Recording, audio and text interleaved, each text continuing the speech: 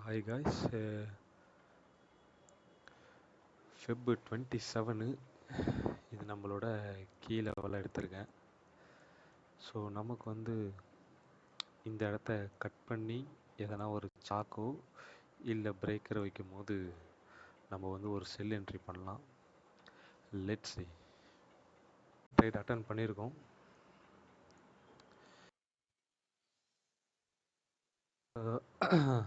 Break ஈவனுக்கு move பண்ணியாச்சு, ஏன்னா இங்கேருந்து பாடியை க்ளோஸ் பண்ணிட்டான். ஸோ அதனால் நம்ம பிரேக் ஈவனில் இருக்கிறோம். ஸோ பார்ப்போம். டைம் பார்த்தீங்கன்னா 11:26 ஆகிட்டுருக்கு. ஓகே, டார்கெட்டும் ஹிட் ஆயிடுச்சு. ஆர்ஆர் பார்த்தீங்கன்னா 1:5.49. இன்றைக்கி ஒரு குட் டே. இதுக்கு காரணமாக இருந்தது கீ லெவலு. அது மட்டும் இல்லாமல் என்னோடய ஃபேவரட் ஆர்டர் பிளாக்கு இந்த இடத்துல பார்த்தா தெரியும். கேண்டில் ஸ்வீப் ஓபின்னு சொல்லுவோம் இதை. ஸோ ஓகே, இதோட மாடல் பார்த்தீங்கன்னா இப்போது இந்த இடத்துல வந்து நிறைய பேர் என்ன நினச்சிருப்பாங்கன்னா, லைக் அவங்களுடைய பாயிண்ட் ஆஃப் வியூ சொல்கிறேன். இங்கே வந்து ஸ்வீப்பு, இது பிரேக்கு, நம்ம இந்த ஆர்டர் பிளாக்கை போட்டு உட்காந்துக்கலாம் அப்படின்ட்டு இருப்பாங்க. பட் அவன் ஒன்றுமே பண்ணல, அப்படியே கீழே தூக்கி சொருவிட்டான். ஸோ இங்கே நான் என்ன பார்த்தேன்னா விஷயம், மார்க்கெட் ஆனால் இன்னொரு விஷயம் வந்து பையில் தான் இருந்திருக்கு ஆக்சுவலாக. எது, இந்த லோ தூக்கி இந்த ஹையை தூக்குனது வரையுமே பையில் தான் இருந்திருக்கு. அவன் என்ன பண்ணிட்டான், இறங்கி இப்படி சாக்கு வச்சிட்டான். அப்போது புல்லுலேருந்து பியருக்கு மாறிடுச்சுன்றது ஒரு விஷயமா புரியணும். ஸோ நம்ம அங்கே போய் பை பார்த்துட்டு உட்காரக்கூடாது. செல் மார்க்கெட்டில் செல்லுக்கு ஏற்ற மாதிரி செட்டப் வந்து அது அமைஞ்சால் எடுக்கணும், இல்லைன்னா எடுக்கக்கூடாது.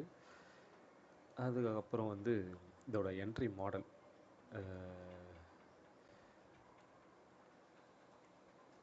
லைக் எப்படின்னா, ஆக்சுவலாக இதை சொல்ல மறந்துட்டேன். நான் மார்னிங்கே ஒரு என்ட்ரி பார்த்ததில்லை. அது வந்து ஒரு நல்ல ஒரு பிளேஸ் தான். நான் இந்த பிளாக்கையும் போட்டு வச்சிட்டேன். அதாவது இந்த செல்லு தான், இந்த இடம் தான் நான் பார்த்துருந்தது. இந்த பிளாக்கையும் நான் போட்டு வச்சிட்டேன். அவன் என்ன பண்ணிட்டான் இல்லை, நான் என்ன பண்ணிட்டேன், சரி இவன் இப்படி போயிட்டு தானே வரப்போகிறான்னுட்டு ஸ்லோவாக தானே வருவான் அப்படின்னு பார்த்துட்டு போட்டு வச்சிட்டேன் இந்த இடத்தெல்லாம். இப்படி அதாவது ரூமை விட்டு வெளியே போயிட்டு உள்ளே வர இதில் பார்த்தா ட்ரிகர் ஆகிட்டுருக்கு. என்னடா இது அப்படின்ற மாதிரி தான் இருக்குது. சரி ஓகே, அதுக்கப்புறம் வெயிட் பண்ணி இந்த என்ட்ரியை பிடிச்சேன். அதாவது இந்த ஏரியா இங்கேயும் அதே செல் தான், 9 பாயிண்ட்டு, இங்கேயும் 9 பாயிண்ட்டு. ஓகே, இங்கே நான் எடுத்திருந்தேன்னா என்ட்ரி வந்து கொஞ்சம் நம்மளுக்கு ஒரு க்ளீனாக தெரிஞ்சிருக்காது. ஸோ இந்த இடத்துல நமக்கு வந்து ஒரு க்ளீனான டார்கெட் வந்து இந்த இடத்துல எடுத்திருந்தா தெரிஞ்சிருக்காது அவ்வளோவா. இந்த இடத்துல க்ளீனாக டார்கெட் இருக்கிறதுனால ஸோ மேக்னெட் மாதிரி கீழே இழுப்பான்றதும் எனக்கு ஒரு ஃபீல் இருந்தது. என்ட்ரி மாடல் சொல்லணும். லைக் மார்க்கெட்டு இப்படி வந்து இப்படி போய் இந்த இடத்துல தான் புல்லிஷ்னு நிறைய பேர் வாங்கியிருப்பாங்க. சாக் வச்சிருச்சு அப்படின்வாங்க. சாக் வைக்கும் போது பார்த்தீங்கன்னா ஸ்லோ. இந்த புல்லிஷ் சாக் வைக்கும் போது இப்படி தான் சாக் வைக்குது மார்க்கெட்டு. அதுக்கப்புறம் இப்படி போய் மேலே ஒரு இறக்கிட்டு என்ன பண்ணியிருக்கான், இப்படி வந்து இந்த இடத்துலையும் ஃபாஸ்ட் இல்லை, ஸ்லோவாக தான் இருக்குது. அதுக்கப்புறம் நம்ம ஒரு ஓபிக்கு வருது, நம்மளோட பிளாக்குக்கு வருது. இங்கே வந்து நம்ம வந்து ஒரு க்ளீனாக வரைஞ்சி காட்டுவோம். எஸ்எம்சி எடுக்கிறவங்க இப்படி எடுத்திருப்பாங்க, எக்ஸஸ் ஸ்வீப்புன்னு இருப்பாங்க. இதை வந்து சாக் அப்படின்ட்டு இருப்பாங்க, அதாவது சேஞ்ச் ஆஃப் கேரக்டர்னு எடுத்துருந்துருப்பாங்க. அதுக்கப்புறம் அவங்களோட ஓபி இங்கே பார்த்துட்டு இருந்திருப்பாங்க, டிமாண்ட் இங்கே பார்த்துட்டு இருந்திருப்பாங்க.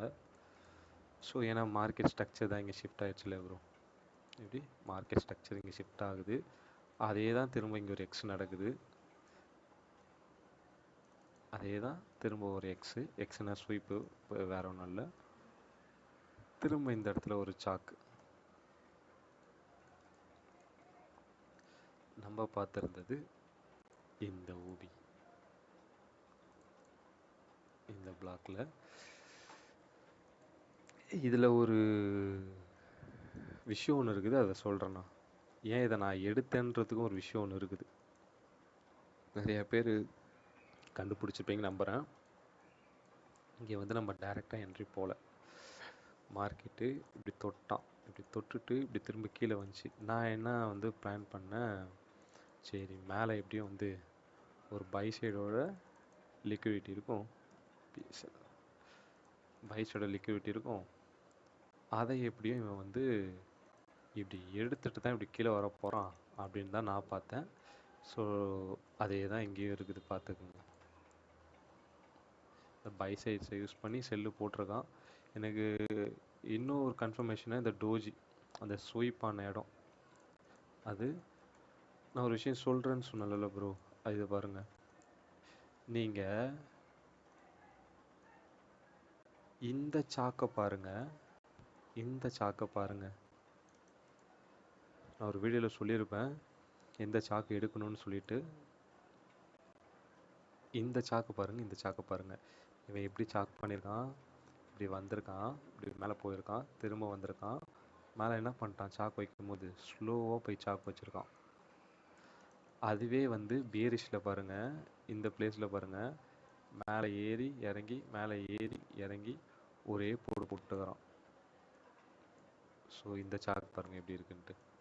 ஸோ இது உங்களுக்கு சூப்பராக ஒர்க் ஆகும். ஸோ நம்ம இதை இப்படியே பார்ப்போம் ஒரே நிமிஷம். நான் அப்படியே சார்ட்லேயே காட்டுறேன். இந்த சாக்கை பாருங்கள், ஏறி போய் இந்த சாக்கு வச்சதை பாருங்கள், இந்த சாக்கையும் பார்த்துக்குங்க, எது நல்லா ஸ்பீடாக இருக்குன்றது உங்களுக்கே தெரியும். ஓகே, அவ்வளோதான். தேங்க்யூ, பாய்.